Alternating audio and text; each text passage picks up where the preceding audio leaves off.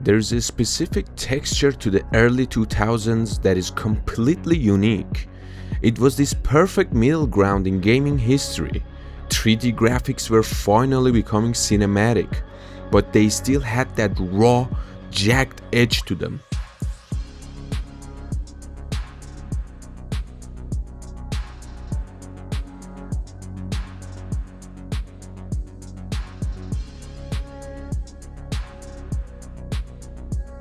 You look at games from this era, the lighting, the reflection, and the way they used fog to hide the draw distance. It created a moody atmosphere that you just don't get anymore.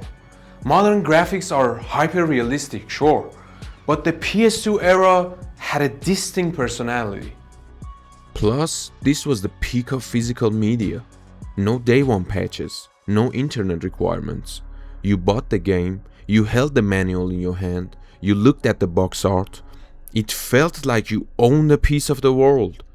That ritual of taking the disc out and putting it in a tray, that's something digital downloads will never replace. Now I know I could just emulate these games. You can run them on a PC and it's convenient. But for me personally, the hardware is half the experience. The scan lines on the TV, the resistance of the DualShock 2 buttons, it changes how the game feels. And it wasn't just the visuals, it was the whole package. The soundtracks were incredible. Breakbeat, nu metal, orchestral scores, it all blended together to create this vibe that defined the generation. And we have to talk about this design, the PS2 Slim. When Sony shrunk the original brick down to this wafer of plastic in 2004, it felt like alien technology. It's compact, it's slick, and honestly, it looks futuristic today. But as futuristic as it looks, this machine is 20 years old, and like anything mechanical, it gets tired. This specific unit's been through a lot by me, my friends, and family. It's running hot and it's making a lot of noises. If we want to keep playing these games properly, we have to take care of this machine. We can't just let it gather dust. So today I'm going to do a full service, a deep clean, replacing the thermal pads and fixing the laser ribbon cable. Before we start, here's what you need. A plastic pry tool. Trust me, you don't want to use a metal screwdriver to open the shell. You'll chip the plastic. Some high percentage isopropyl alcohol and a soft brush for the grime. And for the parts, a new thermal pad and a replacement flex ribbon cable. Let's get into it. Flipping the console over, there are 6 screws hidden under these covers.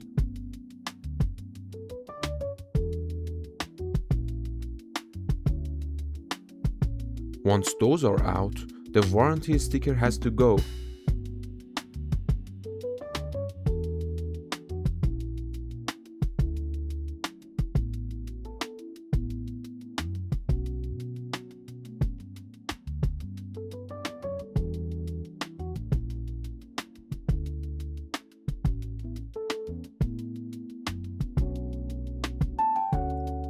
Now be careful here.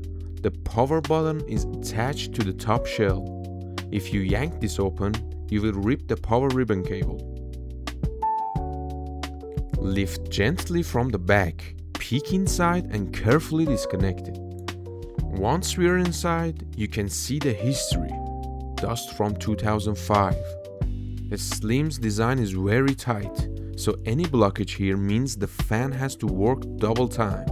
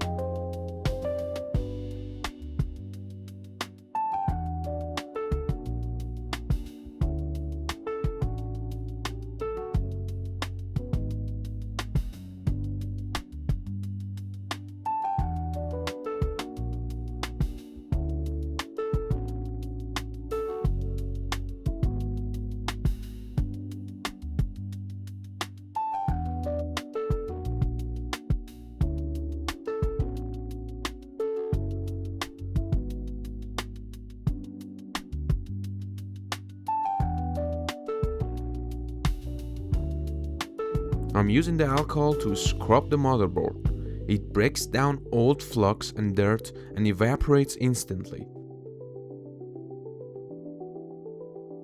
But the main source of heat is usually here, this thermal pad. Sony used a material that dries up over time, turning into a crusty rock. This means heat isn't transferring away from the chip. I'm scraping this off and applying a fresh 1.5mm thermal pad. It's a small change, but it keeps the console dead silent.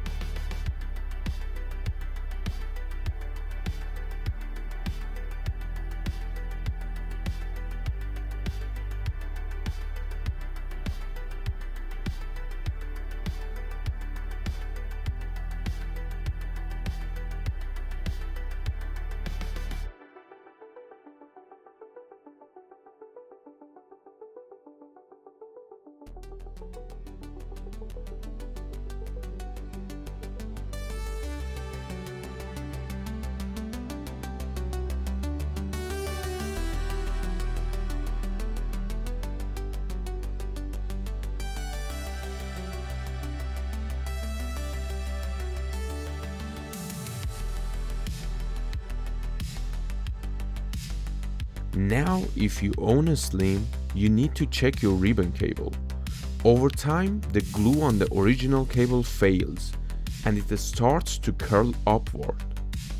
When your disc spins, it rubs against that raised cable, and it scratches a perfect circle into your game. We call it the circle of death. I'm swapping this out for a new flexible cable. It's a cheap part that saves your rare games.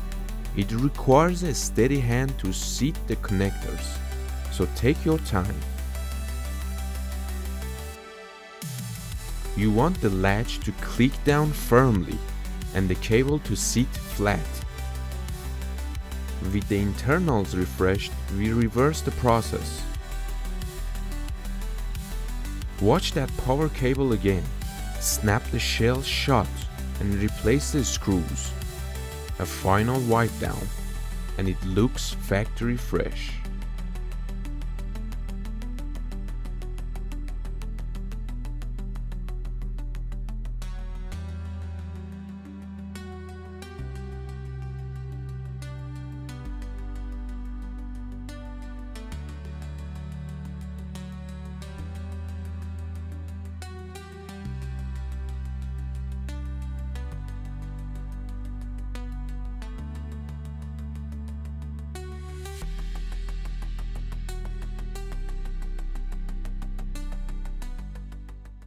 moment of truth, silence, no grinding noises, and the game loads instantly.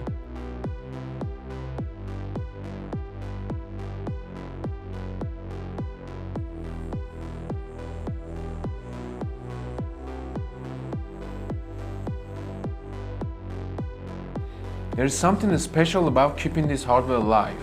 It preserves the history, not just as a...